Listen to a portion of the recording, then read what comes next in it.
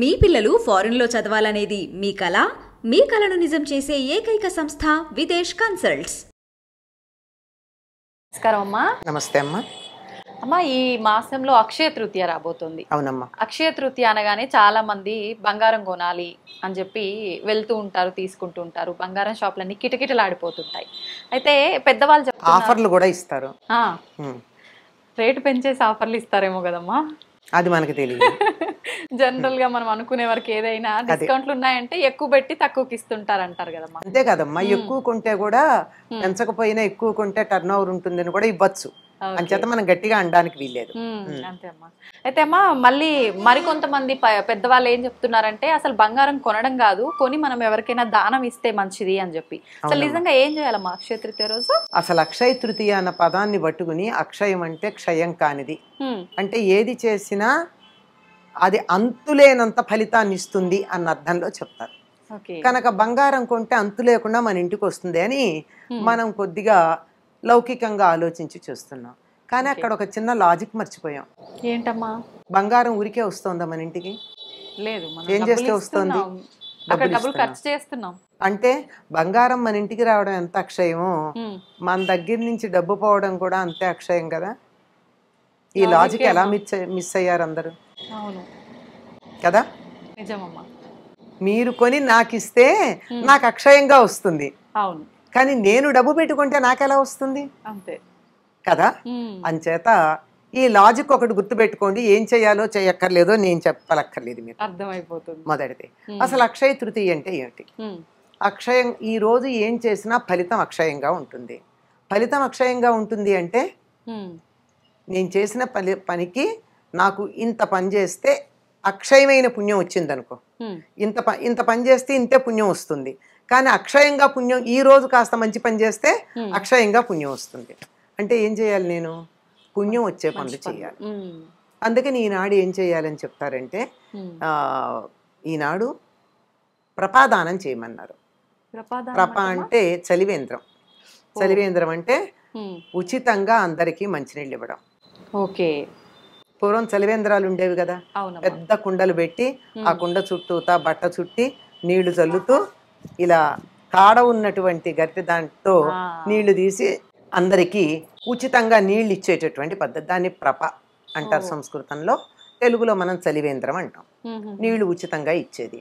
ఇది నేను చేయలేకపోవచ్చమ్మా. నేను పని మానుకుని 4 కుండలు పెట్టుకుని అంతవరకు నేను చేస్తా. 4 కుండలు పెట్టమంటే పెడతా, నీళ్లు పెట్టమంటే పెడతా. కానీ అక్కడే కూర్చుని నీళ్లు పోస్తూ కూర్చోమంటే నేను చేయలేను కదా. అందుకని దానికి ఒక మార్గం ఏం చెప్పారంటే, ఇంతకు ముందే ఒక కుండ కొని 4 రోజులు దాంట్లో నీళ్లు పోసి కడిగి శుభ్రం చేసి, ఎందుకంటే కుండ వెంటనే వాడరు కదా, 4 రోజులు నీళ్లు వాడకూడదు అందులోది. దగ్గు జలుబు చేస్తుంది. 4 రోజుల పాటు కుండలో పట్టినటువంటి నీళ్లు వేరే దానికి వాడుకోవచ్చు. మొక్కలకు పోయడము దానికి వాడాలి, తాగడానికి వాడరు.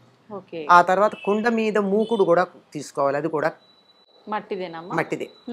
తీసుకుని ఈనాడు దాని నిండా నీళ్లు నింపి, వీలైతే సుగంధ ద్రవ్యాలు వేసి, అంటే యాలకు పొడి, కొద్దిగా పటికి బెల్లం, మరి తీపిగా కాదు, ఊరికే. అంటే మనకు అన్ని నీళ్లు రుచిగా ఉండకపోవచ్చు కదా. అంచేత అటువంటివి ఏదైనా సరే సుగంధ ద్రవ్యాలు వేసి, ఇంకా చాలా ఉన్నాయి నీళ్లలో వేసే సుగంధ ద్రవ్యాలు.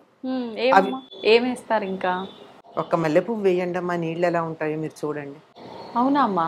ఒక కుండ నీళ్లలో ఒక్క మల్లెపువ్వు వేసి ఆ తర్వాత నీళ్లు తాగండి, వాటి పరిమళం ఎలా ఉంటుందో. ఒట్టివేళ్ళు వేయచ్చు, యాలకు పొడి వేయచ్చు, ఇలాంటివి ఉన్నాయి, చాలా ఉన్నాయి. అలాంటి సుగంధ ద్రవ్యాలు మనకు అన్ని ఎక్కడ దొరుకుతాయి?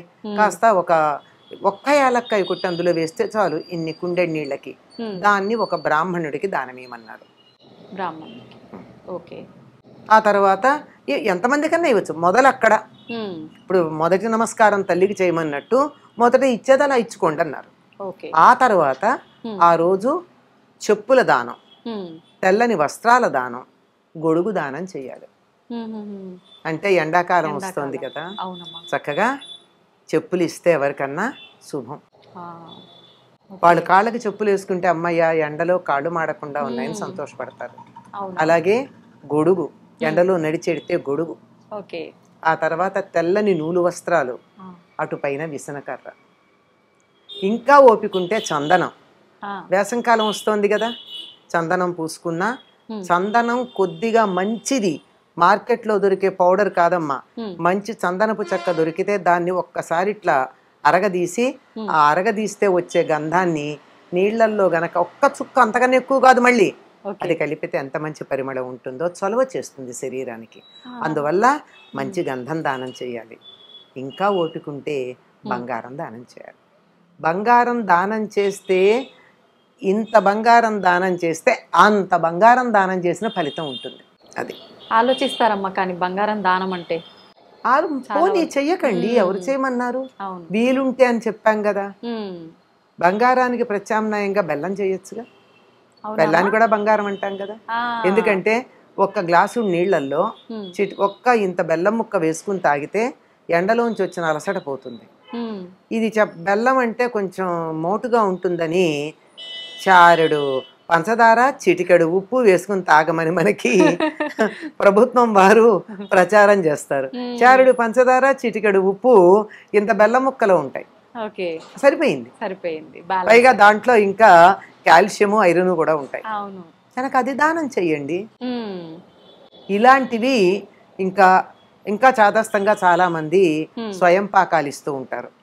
స్వయం పాకం అంటే ఒక 2-3 మనుషులు తినడానికి సరిపోయిన బియ్యము, పప్పు, కూరలు, చింతపండు, ఉప్పు, నూనెతో, నెయ్యితో సహా ఇస్తారు.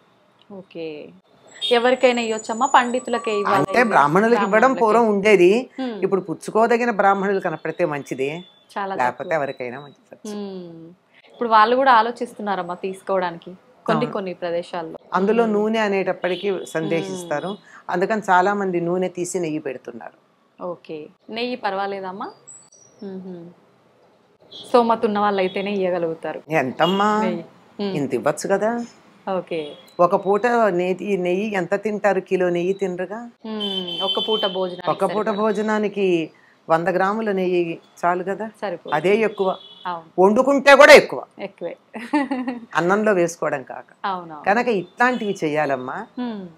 అంతేగాని బంగారం కొనుక్కోండి వద్దని చెప్పట్లా. ఇవాళ్లే కొని తీరాల నియమం పెట్టుకుంటే మాత్రం ఇబ్బంది. దాని వెనకాల లాజిక్ కూడా చూడండి. ఎంత వస్తోందో, ఎంత పెడితే ఎంత వస్తోందో ఆలోచించండి. ఇవన్నీ ముందే తెచ్చి పెట్టుకుంటాం, కుండ ముందే కొంటాం. బియ్యాలవన్నీ ఇవాళ్ళు వెళ్ళి కొనం కదా, అన్ని సిద్ధం పెట్టుకుంటాం. సిద్ధం పెట్టుకుని ఇవాళ దానం చేసామంటే అది పుణ్యం. డబ్బు రూపంలో ఇస్తున్నాము, వస్తువు రూపంలో తెచ్చుకుంటున్నాము, అదొకటే డిఫరెన్స్ అమ్మా మీరు చెప్పినట్టు. అది కూడా నిన్నటి రోజున కదా. అది బంగారం. మరి అక్షయం, ఏదైనా అక్షయం అంటే డబ్బు పోవడం కూడా అక్షయం కదా. అంతే. కొంచెం ఆలోచించాలి. అవును, నిజంగా లాజిక్ మిస్ అయిపోయామమ్మా. లాజిక్ మిస్ అవుతున్నాం ఎందుకంటే వ్యామోహాల్లో పడ్డాం. అవును, ఆకర్షణలకు లోనైపోయాం. ఆకర్షణ, వ్యామోహం అనేవి రెండు పక్కన పెడితే సత్యం మన కంటికి అదే గోచరిస్తుంది. అమ్మా, ఈ అక్షయ తృతీయ ఇవన్నీ నిజంగా మన పాతకాలం నుంచి వస్తున్న ఆచారమేనా అమ్మా ఇది? అక్షయ తృతీయ ఉందమ్మా. అంటే నిజం చెప్పాలంటే మన తిథుల్లో ప్రతిదానికి ఒక ప్రత్యేకత ఉంది. కొన్ని ప్రాంతాల వాళ్ళు ఎక్కువ పాటిస్తారు, కొన్ని ప్రాంతాల వాళ్ళు తక్కువ పాటిస్తారు. ఇది మాత్రం మనం ప్రత్యేకంగా ఈ బంగారాలు కొనడం కాదు కానీ అక్షయ తృతీయ అనగానే కుండలో నీళ్లుతో సహా కుండ దానం ఇవ్వడం చాలా చోట్ల ఉందమ్మా. అయితే ఇప్పుడు కొంచెం ఋతువులు మారాయి, మనకి ఇప్పటికే వేసంకాలం వచ్చేసింది. పూర్వం ఇప్పటికి గానీ వేసవి వచ్చేది కాదు, ఇప్పుడు బీభత్సంగా ఉంది. అది వేసవి మధ్యలో ఉన్నాం కనుక ఈ ఈ అంటే ఈ చలివేంద్రం పెట్టడం అన్నది ఇప్పటిదాకా ఆగకుండా ఉగాదికి ముందు నుంచే పెడుతున్నాం. ఉగాదికే ఎండ తట్టుకోలేకుండా ఉన్నాం. ఎప్పుడైతే మనం ఇళ్లలో కూలర్లు ఆన్ చేసుకుంటున్నామో, ఏసీలు ఆన్ చేయడం మొదలు పెట్టామో, అంటే అందరూ కాదమ్మా, కొంతమంది 365 రోజులు వేసుకుంటారు, వాళ్ళ సంగతి కాదు. మనలాంటి మధ్యతరగతి వాళ్ళు అవసరం ఉంటేనే వేసుకునే వాళ్ళు ఎప్పుడు మొదలు పెట్టారో అప్పటి నుంచి ఈ ప్రపాదానం చేయడం అన్నది చాలా ముఖ్యం.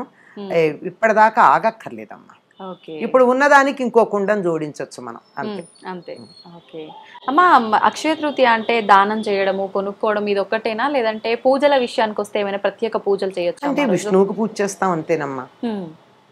ఓకే, ప్రత్యేకమైన పూజలు అయితే ఏముండవు, మనం ఈ రోజు రోజు అంటే చేసుకున్నట్టుగా. కృష్ణుని పూజించాలి, విష్ణువుని పూజించాలి అని చెప్పడం ఉంది అంతే.